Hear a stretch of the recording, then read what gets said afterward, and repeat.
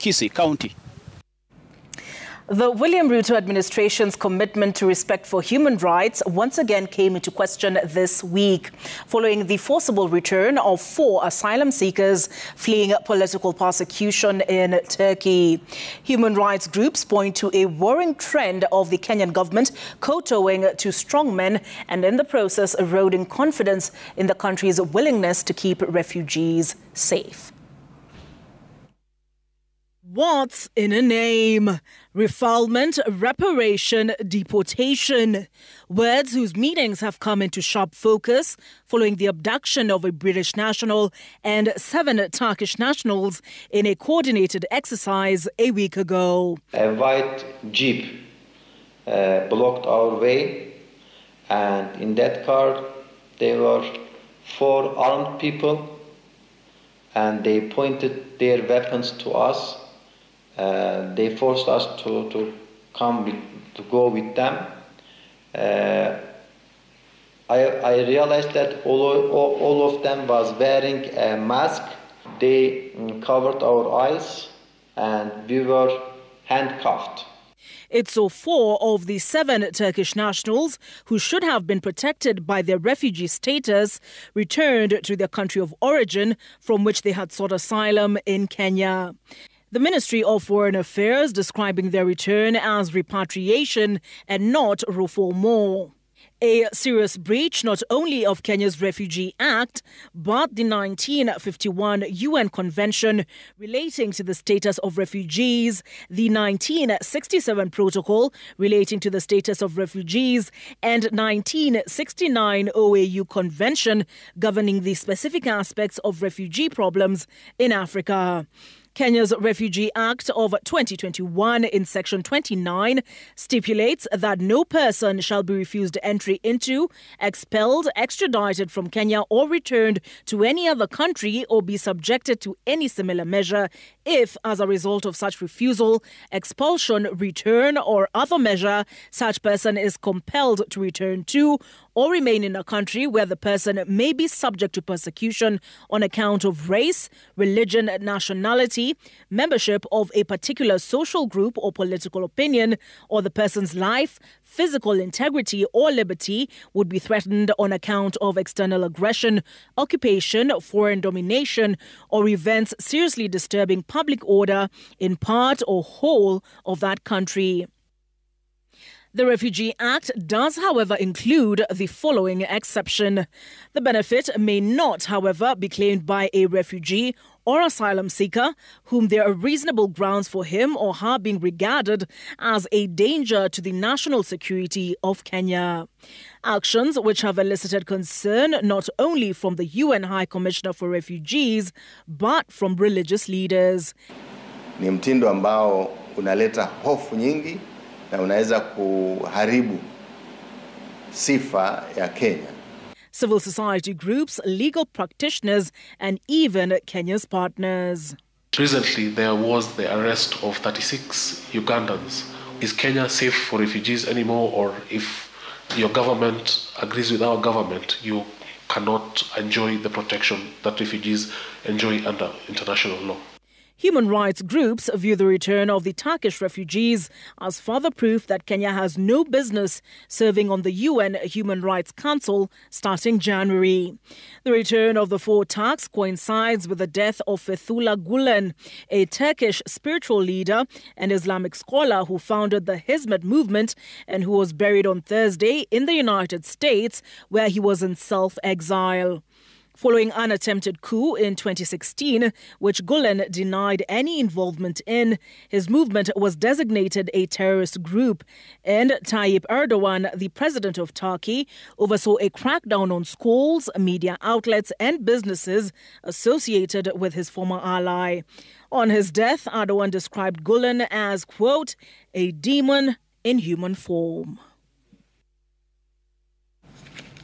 All right, as promised, I have in a studio Dr. Edgar Githua, diplomacy and security expert. We also have with us in a studio, who you saw in that report, Dimas Kiprono, Deputy Executive Director, the International Commission of Jurists Kenya. And we also have joining us virtually Irungu Houghton, who is the Executive Director, Amnesty International. Both Amnesty and ICJ released statements following this abduction of initially 7, 4 ended up being refoulement or repatriated, according to the Ministry of Foreign Affairs. Why did it trigger you to release a statement?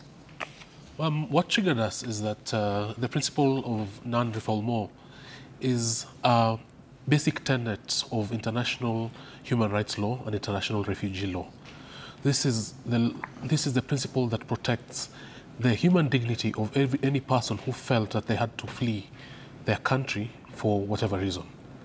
And so when such person is then returned by a host country to that country that he or she fled from, it is a breach of international law, and we cannot secure their safety, their legal rights.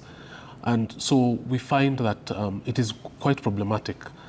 And it speaks to a pattern that may be worrying to many people. When a person flees their country and comes into Kenya, international law dictates that now Kenya has a legal obligation to protect them. We have a UNHCR office here that works together with the Kenyan government to ensure that any refugee or asylum seeker is processed. These individuals had been processed. Another tenet of non-refoulement and even extradition or repatriation is that repatriation cannot be done for political purposes. And from what we are seeing is that these people were taken back for political purposes. They were wanted by the Turkish government for political purposes.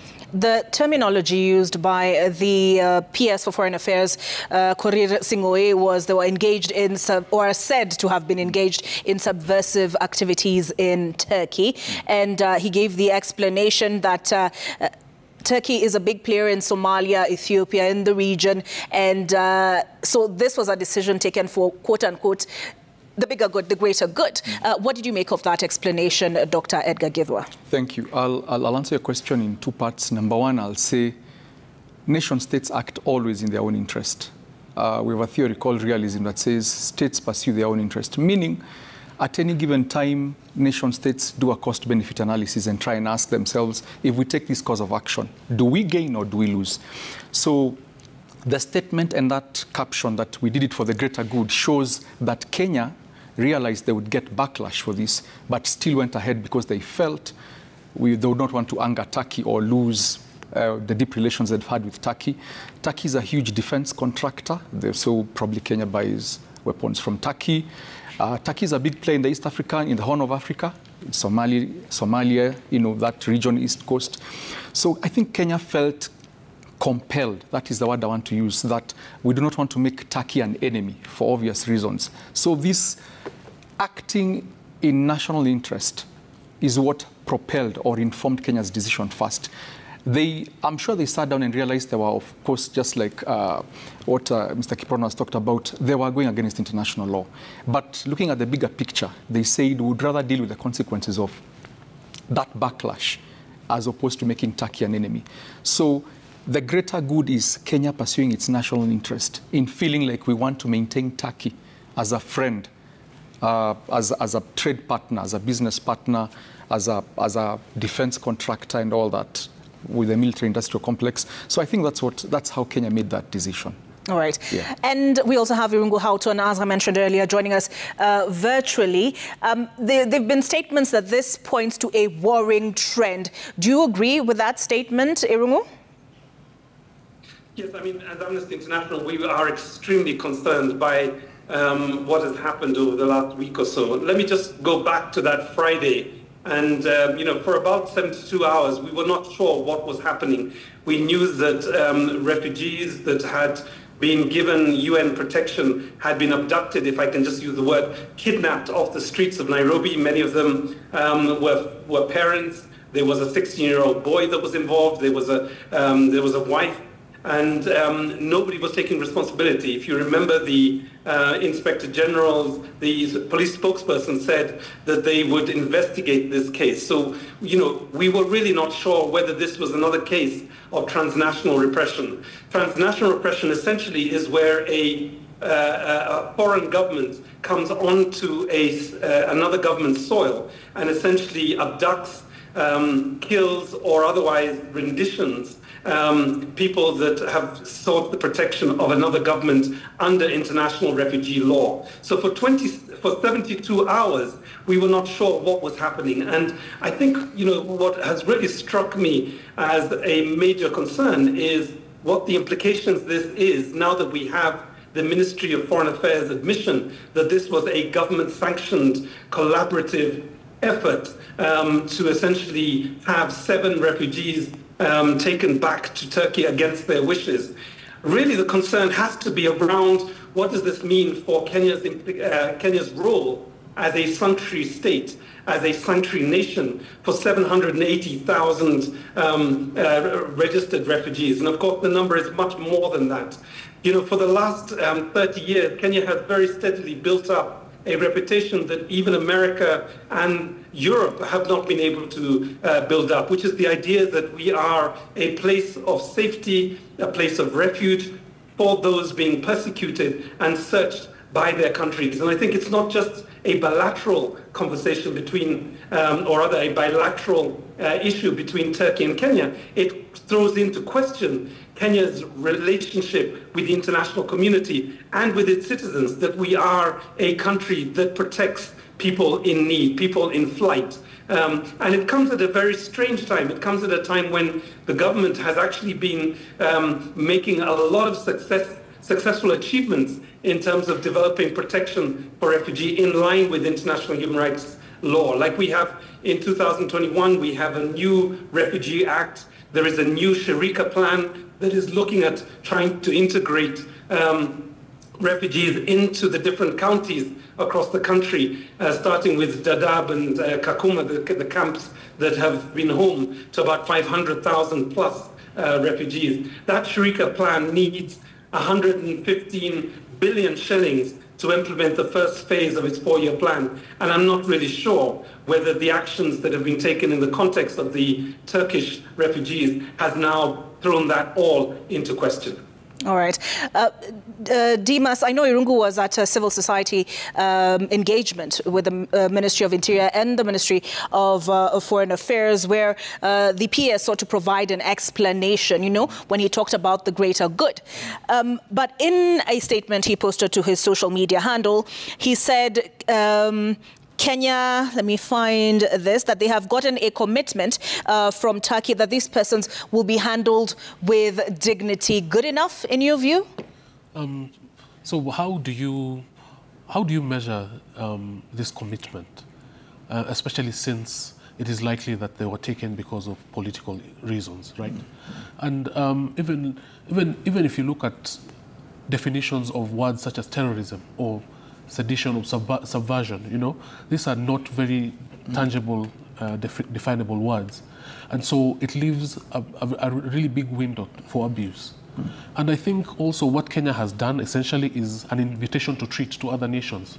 If you're powerful enough, we can talk. If your citizens are here, we can talk, which is a very dangerous precedent. All right. So, this happened with 36 Ugandans, as was raised by the Kisumu governor, Anyang' Nyong'o, in his own backyard. And now with these Turkish nationals, will there be implications for Kenya, Dr. Edgar Githua? Yes, thank you. Very exactly. I agree with what Irungu and what Dismas was talking about. Kenya has soiled its international image in the sense that, number one, we appear like we are a nation, number one, that does not follow its obligations under international human rights law and international humanitarian law, refugee law. We've broken all this. Two, what is the safety of all the other refugees who have been in Kenya for a while? So we throw that into question. it is Kenya. We are in Haiti right now. So the bigger questions, the diplomatic quagmire we enter is, can other countries start asking, can we trust Kenyans to go to Haiti and bring about peace and respect the laws and the rights of that land and human rights law there? We begin to appear like we will not follow through on our commitments. So regardless of, and I understand that sometimes statecraft calls for some very tough, bad decisions, and all countries in the world at some point are caught up in some of these dilemmas. But on the face of it, in my view, why not call the UNHCR and tell them, these 7 individuals, we do not want them in our country in the next 72 hours. For whatever reason, hand back the problem to UNHCR and tell them we do not want them on our soil. And then you tell Turkey, look, we've handed them over to UNHCR, they are no longer our problem. That way you shield yourself from the backlash that is coming, from this negative diplomatic spat that is coming, because this will be quoted for ages to come. We can't undo what we have done. And like what Mr. Kiprono was said, you cannot guarantee their security and their safety on the other side. And if they were being sought for subversive acts, they are definitely not going to be treated well. We know Turkey. Turkey is known. One of the reasons why Turkey has not been admitted into the European Union is because the European Union questions Turkey's human rights records on its own soil. So handing them back to Turkey, we can't guarantee, and there is nobody out there who can really say that they're going to be treated with dignity. So Kenya should not have put itself in that position. Mm-hmm. But sorry, it's, there are those who take the view that, it's well and good, all these lofty human rights ambitions, and I'll Irungu out on this question I'm asking you. But the explanation provided by the PS was this was a practical matter and we took a practical decision for our country. Are you satisfied with that response? No, we won't. And I said as much to the Ministry of Foreign Affairs on Tuesday morning when I had the opportunity to discuss this with the PS. And it was an honest dialogue. I mean, I think from our side, we made it very clear that Kenya must operate within its international obligations. They're both humanitarian and human rights, and doing deals on the side of which we really have no understanding of what this may be. So is it that these are suspected terrorists, and in which case, what was the due process that was followed in the Kenyan context to ensure that they had an opportunity to essentially respond to these allegations before they were deported? And it is very clear that none of this happened. We saw letters from their lawyers saying essentially that they had been given no opportunity to represent their clients or to meet their clients. But from what we heard from the Ministry of Foreign Affairs, that within 17 hours, literally 17 hours, those people, those 4 refugees, had lost UN protection and were now on a flight back to Ankara. And I think we have to ask ourselves, is this government going to work within the rule of law, or is it essentially going to do deals on the side of the law that violate international conventions and human rights principles? And I just hope that the answer to this is that we will not repeat this in future. But I think, refoulement most foul is what keeps running through my head at this point, that we have essentially, as a government, the government has failed the Constitution, it has failed the international conventions, and there has to be an... All right. So Irungu talked about due process. What, Dimas, in this situation would have been due process? Due process is set out within our laws and also within the procedures of UNHCR.